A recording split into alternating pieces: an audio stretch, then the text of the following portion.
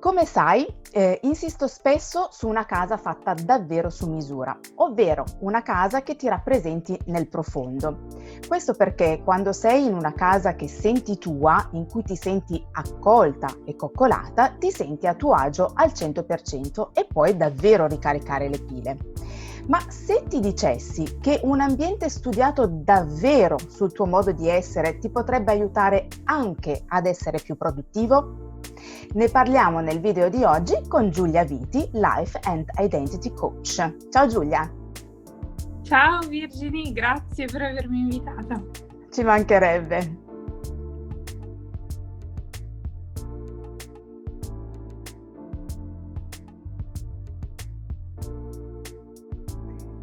Allora Giulia, hai voglia di spiegare di che cosa ti occupi e anche che cosa significa Life and Identity Coach?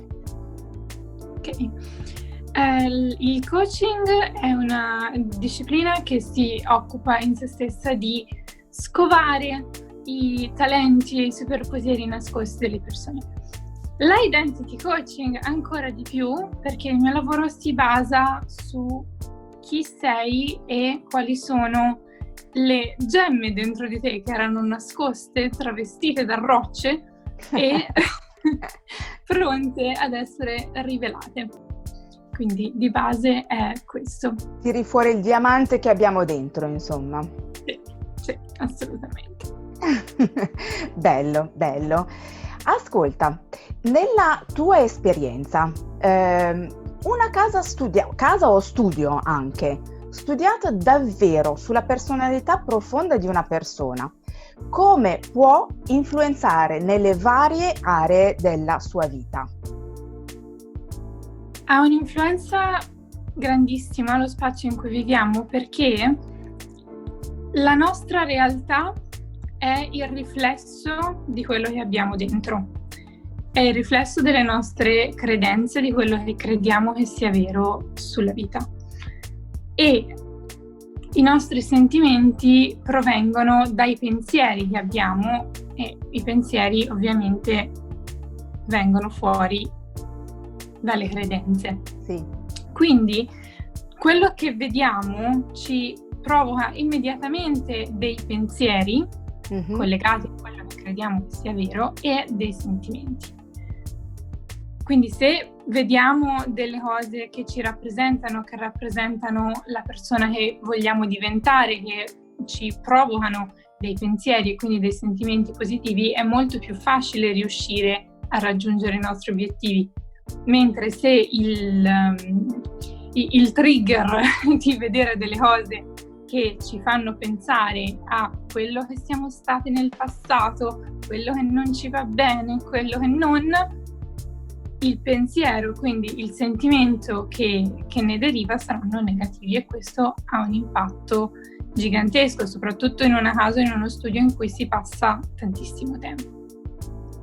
Ecco, vedi, infatti io insisto parecchio su questo. Poi è ovvio che noi di base lo sappiamo cosa vogliamo e che cosa ci interessa, poi non sempre riusciamo a tirarlo fuori. Penso che tu col coaching lo tiri fuori ed è quello che io vorrei cercare di fare invece nella casa, no? Capire cosa ti rappresenta per appunto progettare una casa che ti faccia sentire così, per cui poi tu cerchi, ti impegni a realizzare i tuoi goal. In tanti video ne ho parlato di questo e soprattutto del fatto che stando bene in una casa che ti rappresenta ricarichi le pile, però è possibile che aiuti anche ad essere addirittura più produttivi? Certo, è proprio per questa cosa delle credenze che stavo spiegando.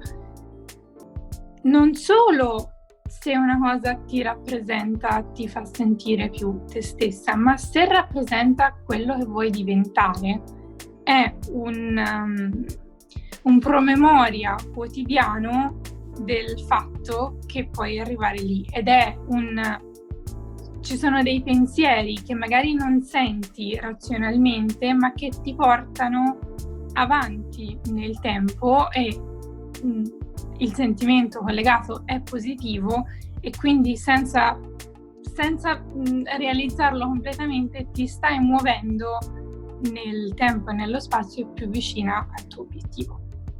Quindi... E per lo stesso motivo avere un ambiente che rappresenta i tuoi passati brutti sentimenti e fallimenti ti porta indietro, perché negli sforzi che fai ti viene costantemente ricordato che prima eri in un altro modo, che da quello da cui stai cercando di allontanarti.